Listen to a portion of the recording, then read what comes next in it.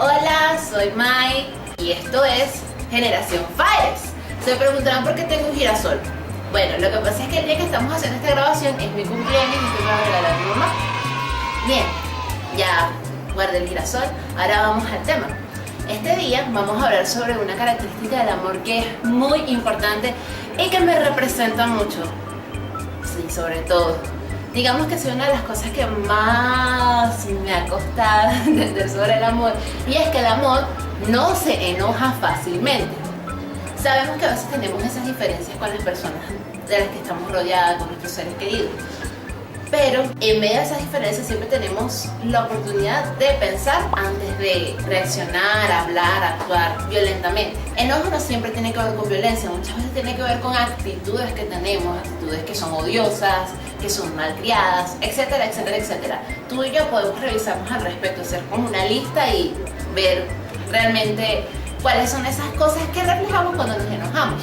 Hoy en día, yo lo entiendo, es difícil mantener la calma y la serenidad con tanta presión y estrés en el que vivimos por el estilo de vida que tenemos. Y la mayoría de las veces trasladamos nuestro enojo, nuestro malestar a las personas a las que queremos. Por ejemplo, vamos en el metro, yo siempre uso el ejemplo del metro porque es que es mi día a día, es el pan de cada día. Pero vamos en el metro y a veces la gente se comporta de manera muy violenta porque todos están estresados. Y veo reacciones de las personas porque las pisan, porque las empujan y suelen ser muy violentos. Entonces cargamos con ese estrés, llegamos a casa y tenemos a nuestra mamá que nos dice algo y explotamos así como que si fuese el detonante de la Tercera Guerra Mundial. Pero no debemos llegar a eso, porque el amor no se enoja fácilmente. La mayoría del tiempo siempre tenemos la oportunidad de pensar antes de soltar veneno. A veces no podemos medir nuestras reacciones, pero la mayoría del tiempo sí podemos detenernos un momento y pensar, ¿digo esto o digo otra cosa? Sí lo podemos hacer. ¿Por qué? Porque si soltamos ese veneno, eso puede ocasionar heridas entre la persona y nosotros.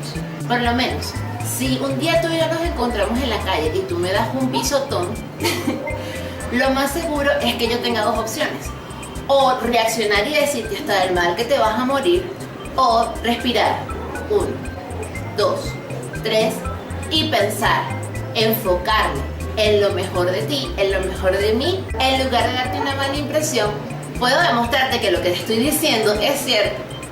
Sí. Si mi hermana, que todos la conocen ya, saben, Marbeli, la de los rulitos. Si mi hermana un día mancha mi camisa favorita de salsa, yo tengo dos opciones: o explotar y decirle todo lo que pueda sentir, o enfocarme en lo mejor de ella, en lo mejor de mí y conversar al respecto. Esa siempre va a ser la mejor salida. Por lo menos Dios, Él tendría muchas razones para enojarse con nosotros, pero no lo hace. La Biblia dice que Él es lento para molestarse y grande en amor y en perdonar. Realmente tenemos que aprender de eso. Es difícil. Yo no te garantizo que va a ser sencillo. Para mí todavía no ha sido sencillo, pero sí es posible.